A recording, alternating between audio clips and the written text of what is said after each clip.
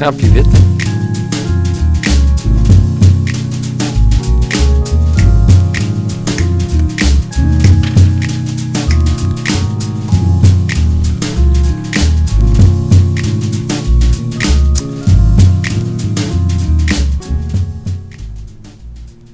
Morning.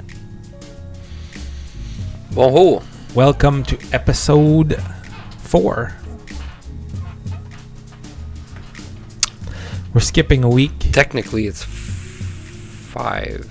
Technically, it's 4, but really it's 3 because we wanted Rami to be here for rule number 5 and 6, where they talk about. Play Mambo number 5 next week. I'll have to ask Rita and Angela.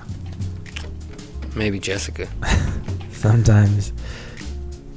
No, I don't remember all the names. Rita, Angela, get it? Yeah. What are the other names? I don't know. Sandra and Rita. Rita. I remember my dad buying the album, but like just the single album had Mambo number 5 different versions on it. Did it have La Macarena also? No, it was like 5 different versions of Mambo number 5, and he listened to that nonstop. What about Who Let the Dogs Out? That's the day that I contemplated my own life. One Hit Wonders. Which one was your favorite? Blur song 2. Is that the Woohoo song? Yeah. Yeah. I was hooked on Mr. Blue. I'm blue, It's not Mr. Blue, that's just called Blue, I think. One Hit Wonder, what was your favorite song? Can I say a two-hit number? Two-hit group? Prozac? Remember that? Oh, yeah. Oh, yeah. Yeah, but they weren't a one-hit wonder, though. Like They had a It few. was like super short. A one-hit wonder. Sucks to Be You? Uh-huh. I know it's true. Yeah. Venga Boys. Boom, boom, boom. They had a I pretty Want You solid in My album. It Life. was ahead of its time. It's like dance, yeah. electro, whatever. Yeah, anyways. Lots of good one-hit wonders. Yes. Shall we get into the topic of the day, good sir? I thought Maroon 5 were going to be a one-hit wonder crew, but they're still around. I don't know why. think they went down in popularity after the Super Bowl. That was the shittiest Super Bowl I've ever seen. I know. Because of them. Yeah. And if you're going to bring out Big Boy, why not? Why wasn't Andre Benjamin? Do you know why? I don't think he likes performing anymore. No? That's too bad. Anyway. Cool. Let's get right into it. This year we have Big Boy and Adam Levine's Nipples hosting the halftime show. Yeah. Anyways. It's old news. Who is it this year? This year? I don't think they've announced anything yet. It's always better when they have like an old time, I'd like to see like an old rock and roller. like AC/DC, Rolling Stones, Anything that's appealing to the older crowd. Elton John. Well, maybe, but like even like if it's gonna be a hip hop artist, bring someone big. Yeah. Cool. Come Jay-Z. Sure. What? Yeah. Then Beyonce would be back again. She was there a few years ago. Yeah. Well, it's just repetitive. Yeah. Good show. Cool. Rule number 7: pursue what is meaningful, not what is expedient. Sounds good. So that is one of the rules. The other one will be rule number 8, which is tell the truth or at least don't lie. I like that one. That's the best one for me so far. So, number 7, the basic idea behind this chapter is that sacrifice is a good thing. Negotiating with your future self is something we do all the time. In certain cases, the future self loses dramatically. Whether it's loading up your credit card with consumer debt, binge drinking on a night out, or What's that? indulging in gluttony. There's always a price to be paid. Sometimes it's worth it, but most times it's probably not. Mm-hmm. Yeah. So, the idea of sacrifice, right? Pursuing what is meaningful, not what is expedient. What is your resume of that chapter? Well, I remember you saying something a few weeks ago where you said something like, we're always borrowing from our future selves, Correct. which is true, because we tend to think about the past as if it's still around, which is not. We can't do anything about it, but we can do something about our future selves. And binge drinking is something that we do, and I feel like shit after, and in the moment it's a great idea, but then you feel like crap. So that's like the best example for We all like to celebrate, yeah. right? And it's just sometimes it's not worth the headache it will cause you, right? But let's talk about this idea of sacrificing, because there's no other animal that sacrifices, its current self for its future self, right? Well, he gives the example of the wolf eating a mammoth. Exactly. He'll eat like 20 pounds of food just to That's a fact. not leave anything behind. I actually looked that up, and that's true. Like wolves will eat like 20 pounds, a little over 20 pounds in one sitting. Yeah. And he also talks about the beaver. They were well brought up. They finished their plates, Yes. Good job. Yeah. A good little doggy. And the beaver building his dam. The beaver building his dam is doing work, but it's not aware like we are, where the beaver is thinking, I'd rather be, on a beach with my girlfriend beaver. Yeah. He does say that. He does say that in the book. So it's interesting to see that we develop this idea of future self. And he believes, Jordan does, that at first it was probably by accident. Most likely it was related to food and, the favors of others that we could gain by sharing our food.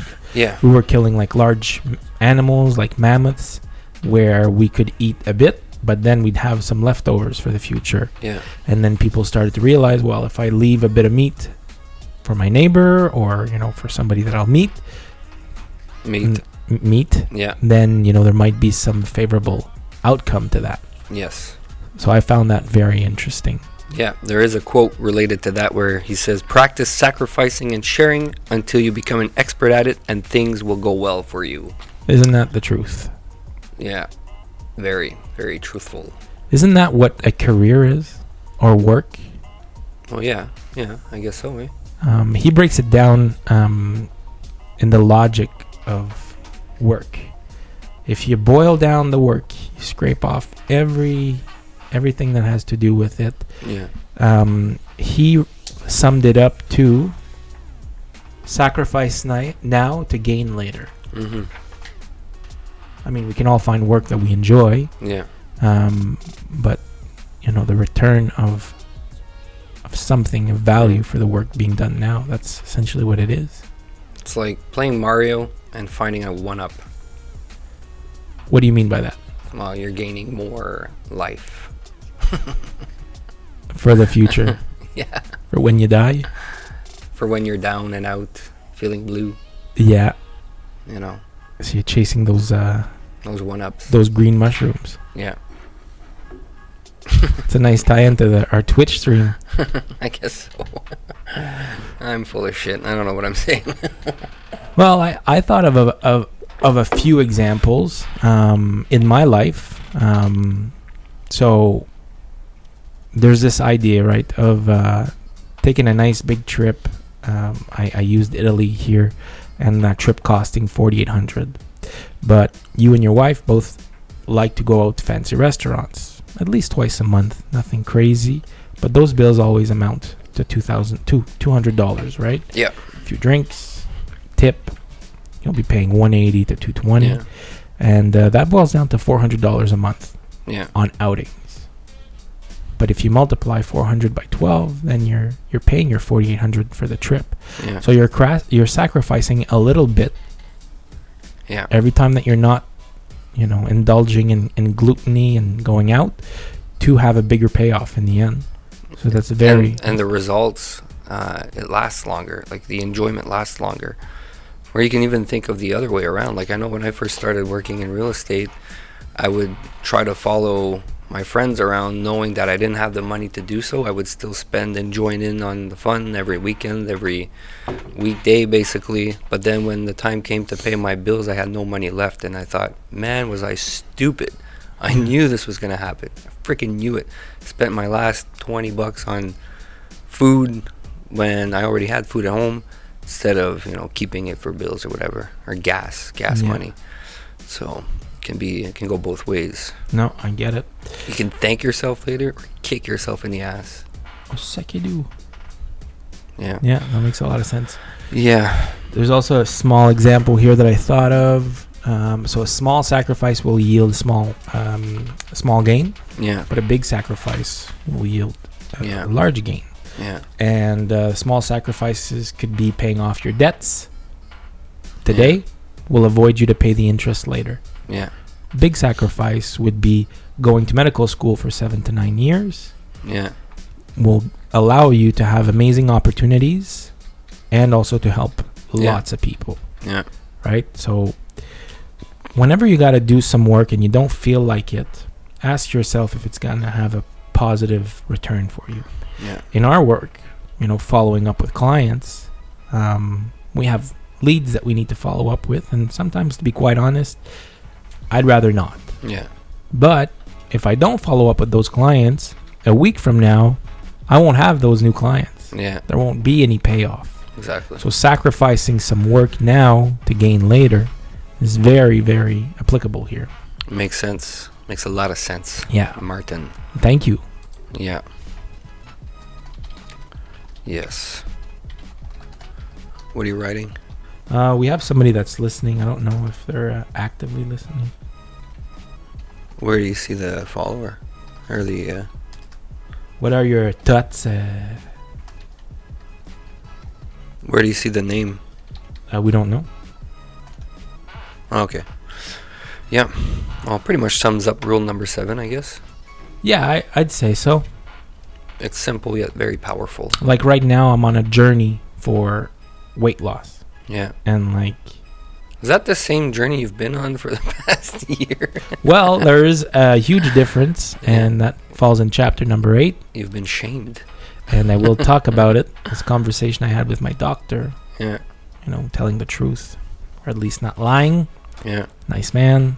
But anyways, he set me on a new path. Cool. With new motivation. So sacrificing gluttony for, a healthier body. Yeah. Makes sense. That's a tough one. Is gourmandise in French gluttony in English? Is that the... Yeah. That's it? Yeah. Okay, cool. It's also what you find in food that people don't want to eat right now. Like? Oh, no, that's gluten. Oh. Cool. Rule number 8. Tell the truth, or at least don't lie. Very good rule. I have a really good example on 'Kay. that. When I first started my career, a teacher told me, if you don't know the answer to certain questions your clients are asking, especially when you're new, whatever that career may be, don't make shit up. Just be honest and say, I don't know. Yeah.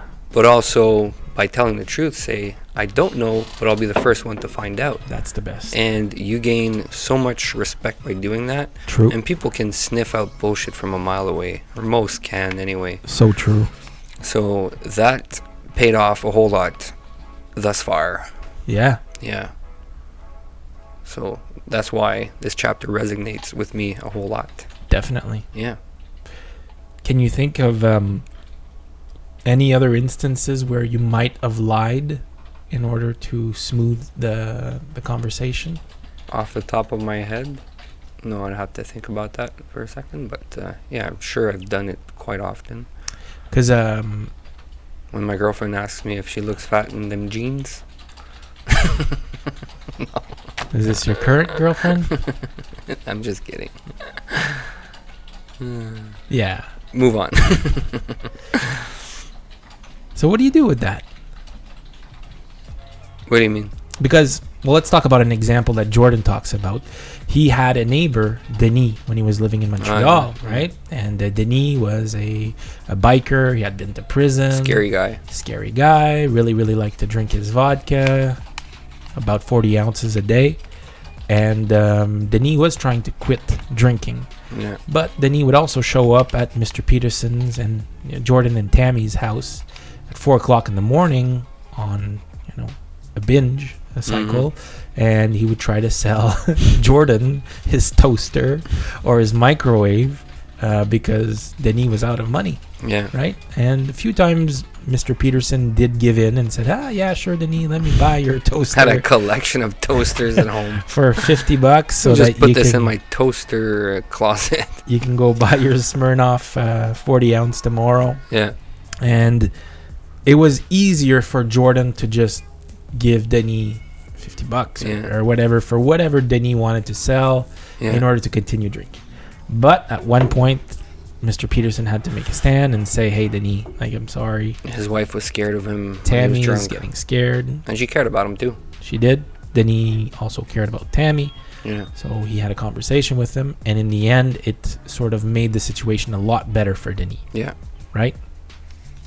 Yeah. He was honest. Told him, you told me multiple times that you need to stop drinking. So for me to help you out, I'm not going to buy your toaster this time. Yeah. A 4-slice toaster? Ooh. I'll buy that. Bagel option? Nice. Let's think of something that we could do in our career when it comes to, telling the truth. Yeah. It happened yesterday at the home evaluation. At the home evaluation. Yeah. There's no specifics about the property here, but the clients thought that their house was worth probably twice as much as it actually is. Twice as much. And there was a very, very serious conversation to be had. Yeah. There was no fluff. There was no, well, we'll see. Some sympathy. I mean, you can be honest and still sympathize with the person. Like, you don't have to be a fucking cold-hearted SOB and by telling the truth. There's a way to put it. That's why he says tell the truth or at least don't lie. There's a certain way to spin things to be honest and tell the truth, but not to be hurtful. Yes. I think we tend to associate telling the truth with hurting the other person, So let's say your significant other says, does this look good on you? Yeah. And you think it doesn't. I prefer the other pair. Yeah, I think that's helpful. Yeah. Right? Yeah. Well, right now she's gaining a little bit of weight with the situation, and she asks me every morning, and situation, just to say pregnancy. Yeah. And that you have to lie, or else she's gonna rip on my head. It's tough. Yeah. It's tough. Yeah. Yeah, for sure. I can think of instances where it's like, yeah, sure, everything's fine. Mm-hmm. But it's not. So I remember, this is just coming back to me now, but like, I'm not going to name any names because it's quite a personal story, but a person I know, two guys I know, one was dealing with mental health issues and was going down a really, really rough path. And he opened himself up to this other person about his problems, and the listener, so to speak, said, you can always come to me with your thoughts, but don't talk about this openly like you're doing with me, because people might think you're crazy. Yeah. And by saying this, it was helpful to this hurting person, because he would open himself up more and more and eventually got better. But the things, his thoughts, his dark thoughts, like I know Jordan talks about a certain someone in there too, his client, his patient. Yes. Opening himself up and just acknowledging his dark thoughts. The person in my story, the listener, did the same, and it proved to be helpful. Yeah. Yeah. No, that makes a lot of sense. And not like pretend like you're sympathizing and just telling bullshit just to get through the chat type of thing. If you don't want to hear about people's stories, then that would also be something helpful to say. Yeah. You know, if somebody's coming to you with problems, Yeah. but you really don't think that you can help them, Yeah. there's nothing wrong with saying, you know, Yeah. as opposed to saying, oh, you'll be fine. Exactly. Everything will be okay. Yeah. When you know that stuff Yeah. isn't good. Yeah. You can say, hey, I really don't think I'm the right person Mhm. to help you out with this. I think you got a serious problem here, Yeah. but you need to seek out somebody who can help you. Yeah. And that's better than saying everything's going to be fine. Well, you can say both On a if you believe it. on a personal note, we just went through like a pretty big battle with my father-in-law and Yes. cancer, and it was important for me to keep his spirits up, right? Yeah. He would ask me how he would look, and quite honestly, he looked okay to me, but you know, I would say, you're gonna beat this. Yeah. In the end, he didn't. Yeah. But like, when does it turn from lying to being just positive spin? That's hope, though. That's different. Yeah, it is. Is it though? Well, yeah. I mean, he did have some good news at some point. I think you were hopeful the whole time until you weren't, because there was nothing else to do than say goodbye, really. Yeah, because Right. there's a difference between being blind and being hopeful, I guess. Like, Yeah. I mean, Yeah. My mom's cousin had cancer, and the last few weeks where he could speak, where he was awake, he was at the hospital, and I told him, you know, get better, and I'll go see you this summer, and we'll do some barbecue in your backyard, and we'll laugh about this. I was being honest when I said that. Did I believe it? I was trying to. Deep down, I sort of knew, like, maybe it wasn't the right thing to say, but it's what I thought was the right thing to say. You know? Trying to give hope. yeah, because if you're 100% honest in those situations, Yeah. That can be hurtful. that could be hurtful. Yeah.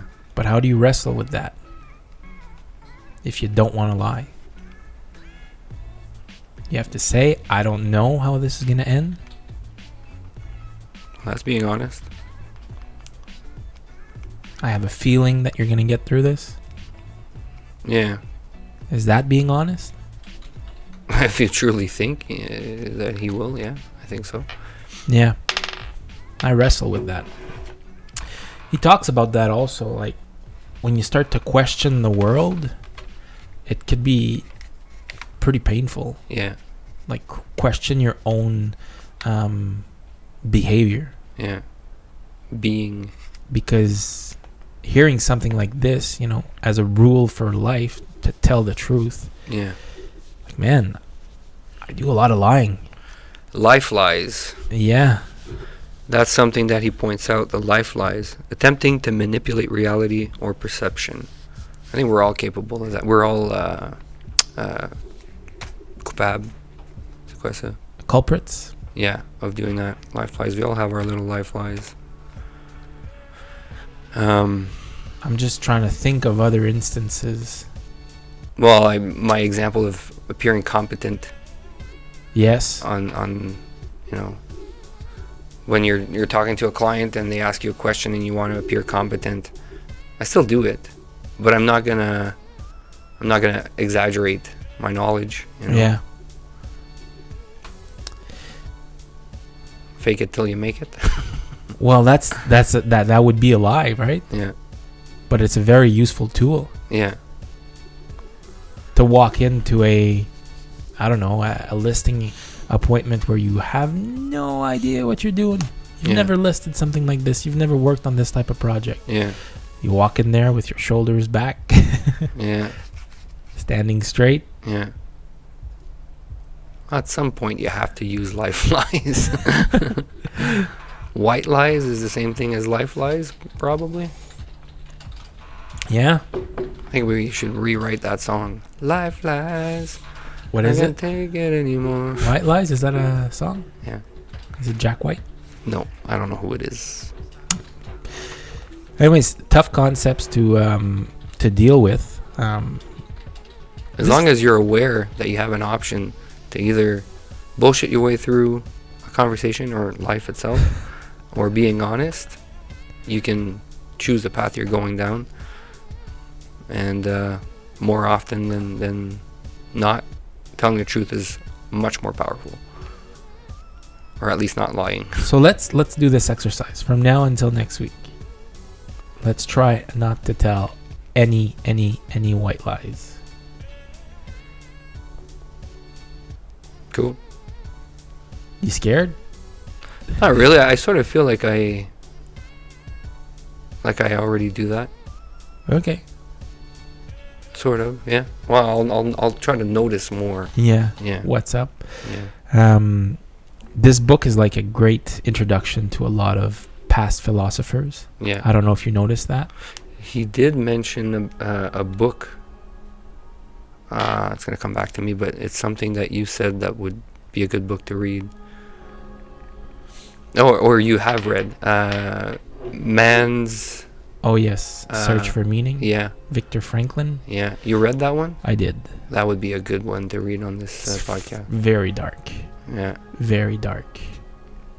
Is it more of a story, or it's like... No, it's his autobiography. Okay. With his thoughts. That would be a top. good one to... Do you know what happened to him?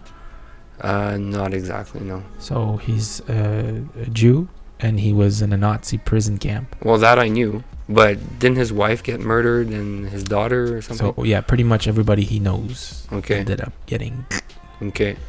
And yeah, throughout that experience, he continues to search for meaning in the prison camp. Wow. I don't know if he was in Auschwitz or if he was in another camp. Is he alive today? I don't think so. Okay. He was. No, that would have been... No, he could be alive. If he was a... He might be like 90. Hmm. Viktor Franklin.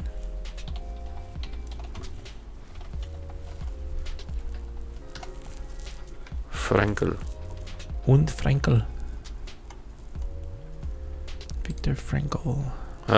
Died in 97? Yeah, so... Oh yeah, he was 92. Hmm. So he'd be like 120. But Someday we'll be able... man, it's crazy to think that people that went through World War II today could be as young as 70. Let's say they were born at the end of the war. Mm-hmm. 46, 47. Yeah. They'd be as young as But you can't say they lived through it, though. 70. Yeah. Okay, well, let's say they were 18. They'd be 88. Yeah. Crazy. That was not that long ago. No, for sure. My grandmother's brother was in World War II, and he came back home. I guess he was fine, so to speak. A few months later, got into a car after a party. Wasn't even drunk or anything. Crashed into a tractor. Yeah. And died after surviving the war. Fuck. He was in man. Germany. Yeah. Did he see combat? Apparently, that's what my grandmother thinks, but she was... Was much it at the younger. end of the war or? Yeah. Wow. Yeah. That's nuts, man. Yeah. Cool. Well, that about wraps it up for me. Next week, we'll touch on rules number 5 and 6. Can you tell me what rule number 5 and number 6 are? I forget. You know them. I don't remember how. There's a how they reason. go. There's a reason why we wanted Rami here for this one. Yeah, but I don't know what the rule is exactly. What's it called? Don't let your children do something that'll make you hate them. That's it. But it's not how he says it. Do not let your children do something that will make you dislike them. And then what's the other one? The other one is I don't know. set your house in Right. perfect order before you criticize the world. Yeah. Powerful. Haven't read that one. That's a short one. Yeah, it's 30 minutes long on the Audible. Yeah. Are you still reading or are you more I'm Audible? following both. Yeah. So you put the Audible in your Yeah. ears? Yeah. Yeah. That should be like a maneuver. We'll call it like the Charron maneuver. Well, you're the one that taught me to do that. I don't know. I just don't want to name it after myself. You enjoying this book? Yes, very much. You finding all these rules applicable to your life, or do you think some of them are bullshit? No, I think they're very relatable, definitely. Yeah, but I'm finding out more and more that I enjoy books like Shoe Dog a lot more. It's a lot more enticing to read. What's one thing you don't like about this book? The going back and forth about the Bible and religion, and it gets confusing because I was never really, into that.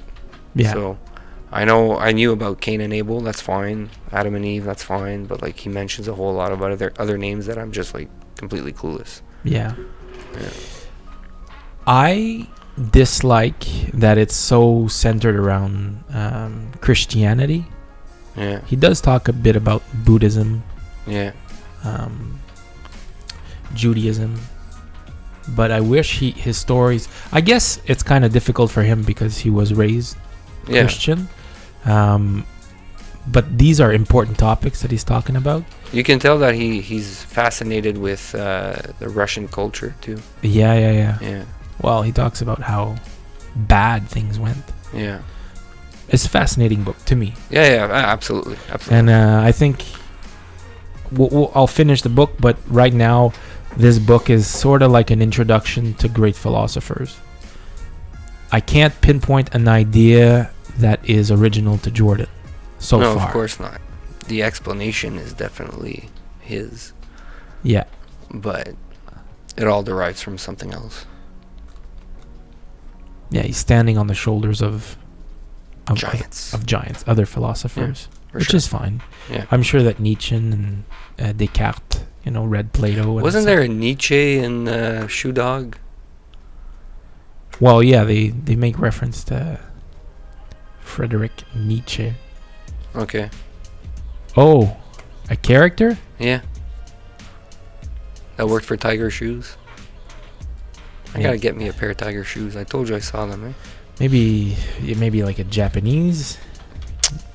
Oh, pay Nietzsche first. Oh yeah. But that it was a different spelling. Okay. One was Japanese. Nietzsche's is German.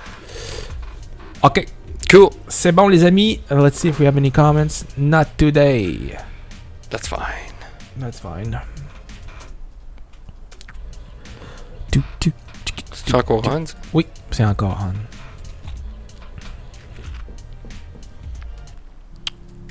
I pre-ordered a book. Which one? Flea's autobiography. That'd be really cool. Who's Flea? The bassist for Red Hot Chili Peppers. Oh, yeah. So, Anthony Sudeikis, I think his name is, the singer, released a book called Scar Tissue 10-15 years ago. Apparently it's a must-read, whether you're a fan or not. Like, it's just well-written, it's good stories and all that. And Flea's book is apparently better. It'd be cool. It'd be cool to do that. I pre-ordered it. If you pre-ordered it, you could have a signed copy. Yes, Rahel? You guys recording? Yeah, it's fine. Unrelated. Let's check out. Before we go, Rahel, is there a book that you would choose if we were to invite you on the book club? I don't know. I could find something. That you would join in on? Yeah. Okay. Would you join? Yeah. Give it some thought. For next, yeah. We've got 3 more weeks of this one. It can be anything. I'll find something. Even a autobiography. Yeah, I'd love to have a lady I on won't the show. record. I'll read. Okay. Okay, Cool. well, let us know for next week.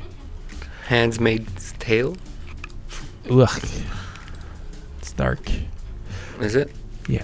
Au revoir tout le monde. Ciao, ciao.